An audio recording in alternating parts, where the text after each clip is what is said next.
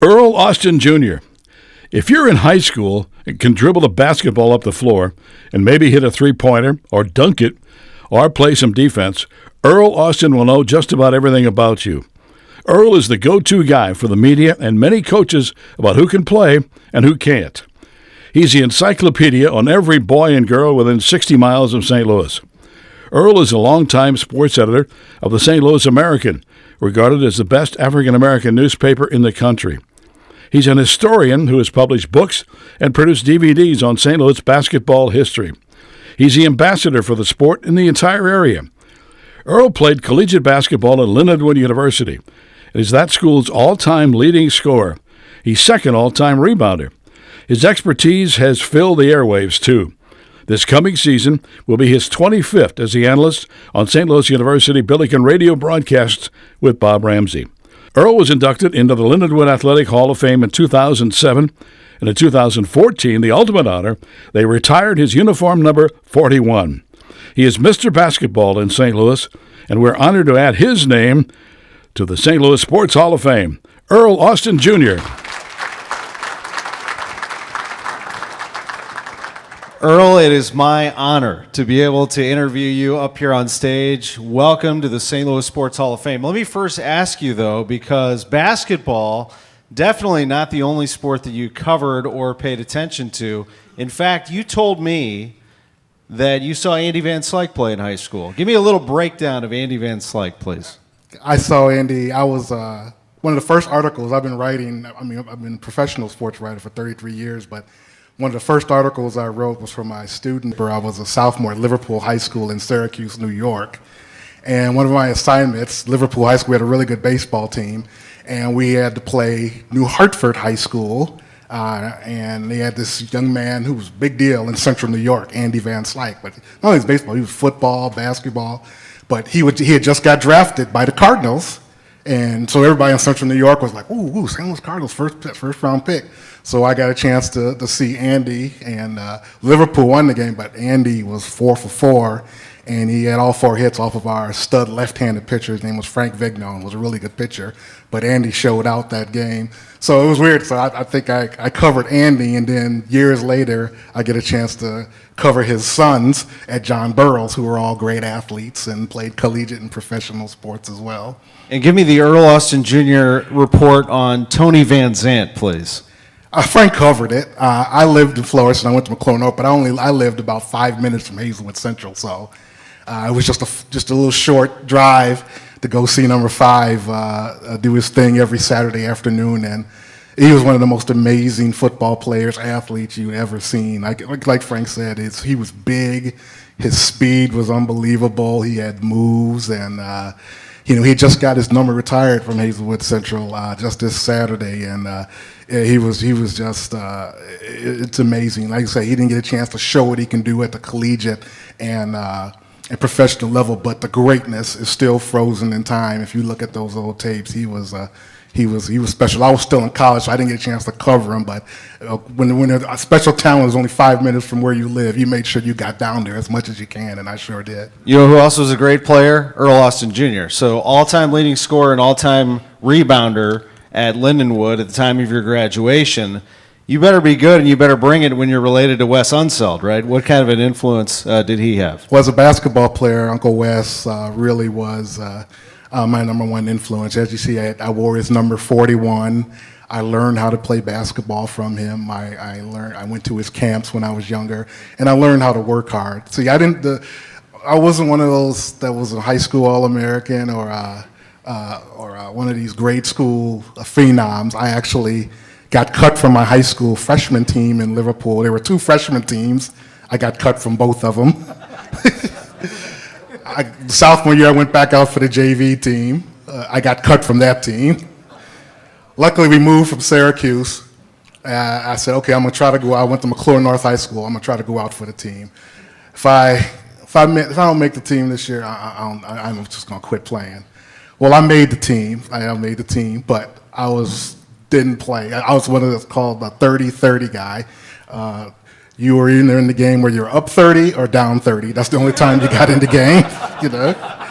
One time I was at the end of the bench, and it was the second quarter, and it was a close game, and Coach called me over, and I was like, oh my God, I'm getting ready to get in the game. I was all excited, so I got up and ran over to Coach, and I said, Mr. Wallow, what you need? He goes, Earl, could you give me a glass of water out there at the bottom?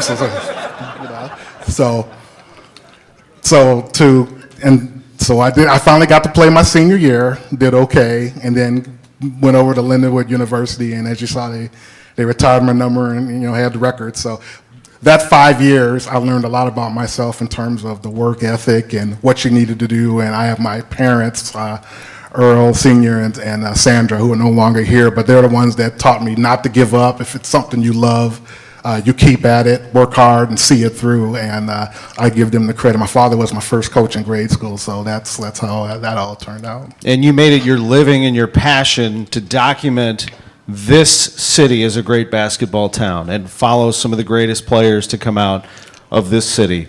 Who are they? Who are some of the best that you saw and continue to watch? You're trying to get me in trouble, aren't you? Okay. That's right. Well, there's so many. In my 33 years, like my first couple years, in the late 80s, it was, LaFonso Ellis of East St. Louis and Craig Upchurch for Beaumont High School, great players like that. But then you look on TV today throughout, you see Jason Tatum from Chaminade is now with the Boston Celtics, and Bradley Beal for the Washington Wizards, the team my Uncle Wes played on. Those are great players. And, Jason's father, Justin, I watched him play in high school with Larry Hughes. And to see so many, it was just so many good players over the 30 years. It's been fun. And the girls' side, too. Nafisa Collier from Connecticut, from Incarnate Word Academy, Tina Hutchinson from East St. Louis, and Kristen Focal from St. Joseph's. It's an endless list, and these young people are now really receiving their national due all over the country. And so many of them know you, and when you walk into a gym, it's a big game. I was telling you over the weekend that I was at the Mizzou-Georgia game, and we were staying with the Deneke family, and Cooper Deneke, who's starting forward for Rockbridge High School, best team in the state right now, told me when I said, hey, Earl's at my high school. He's covering the MICDS Burroughs game, and he said, man, Earl Austin Jr. tweeted about me once, and it was one of the best days of my life. They follow, and you make it your daily routine to change with the times, too. You are on social media, and you're making sure that these players get their due. Why do you continue to do it so passionately? Well, I love high school sports. I love kids. I love seeing kids accomplish great things. There's so many things. We talk about young people. You're this. We get old. You don't do this. You don't know anything. But to see kids develop from when they're youngsters, and especially at the ages of 14 and 18, become great student athletes. Like you said, I do college basketball. I've been all over the country, different pro sports. I enjoy all of that, but my home and my heart is with high school sports. It's something about Friday nights, and you can go anywhere in the metropolitan area. It could be in the inner city. It could be in the suburbs. It could be in a small town or rural area. It doesn't matter where it is.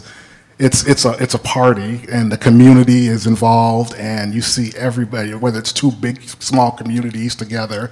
I think that's heaven for me to see that. And then obviously the competition is great, the atmosphere, the marching bands. I still love that on a Friday night, and that's what keeps me coming back. 28 years on the St. Louis University basketball broadcast on radio. Your play-by-play partner is Bob Ramsey.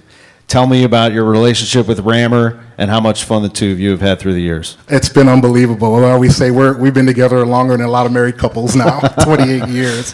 It's been a lot of fun. 1991, I first joined the broadcast, and we've traveled together. We've celebrated Billiken accomplishments, championships. We've cried together after losing NCAA tournament games, and now it's really evolved. Now, when we're on the road talking basketball, we don't really talk about the Billikens unless it's the game. Now we're talking about his children and what they're doing. They're in athletics, and Bob is coaching a lot of them, him and his wife, Jen. And I have my nephews, following them through high school as well. So we talk about those things and what our families are doing. So it's evolved, and it's been a great relationship over the 28 years. Radio, TV, and Earl, you've written for numerous publications and you've written numerous books. But going back to the Suburban Journals and the Post-Dispatch, my final thing for you is your work with the St. Louis American. Remarkable, award-winning, and what did it mean to you, what has it meant to you to write for the St. Louis American? They're my family. That's what it is. I've been there since 1995, and we're a staff of 25 or 30 people over the years, and it's just a family atmosphere. I love everybody, you know, the writers, the salespeople. It doesn't matter. It's somewhere to go every day, and you just have a good time, and we celebrate holidays together. We have an annual Christmas party. We have bowling outings together, and Dr. Donald Suggs, our publisher, just has a family atmosphere. And like I said, I've had offers to go to some big city newspapers and everything, but I've always loved the St. Louis American as my base. It's been a wonderful experience for me. You make St. Louis a better place, and now your family is this group. You have been enshrined in the St. Louis Sports Hall of Fame. Congratulations. Thank you very much.